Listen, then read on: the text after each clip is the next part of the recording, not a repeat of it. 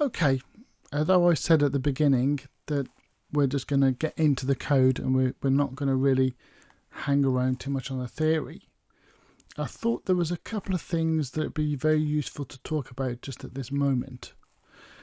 The first one is, and it's all about the structure of the page, and the reason why it will be important is because later on, for an example, you might want to pull in something like AdSense or analytics, and it might say enter this code in the head. Okay, so this is just why we're going to talk about this now. So the first thing is the doc type. The doc type tells the browser what type of document it's loading. So when they move to HTML5, they went from this very sort of complex almost doc type to a very simple HTML. So it's just telling the browser that this document is a HTML5 document. Very simple, very useful, because the browser is kind of pre-warned, or if you want to call that, to know that it's going to be having to decipher the code that's within this HTML document. Next we have the HTML open and close tag, and in between there is where all the code for your HTML page is going to be.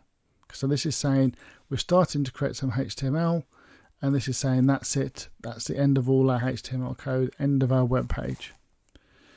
The next thing is the head, and that is telling the browser everything within here is to do with the head of the page. So you've got things like a lot of meta types. In this page it's only got the character set saying it's UTF-8, and we've got the title, and that title is a title that goes in the top of the browser. So at the little tab at the top, this bit here, if that's actually in the title. And the last thing in here is the body, and the body is where all the code goes for your web page. So it's kind of saying to the browser, this is where the body of code for my page is.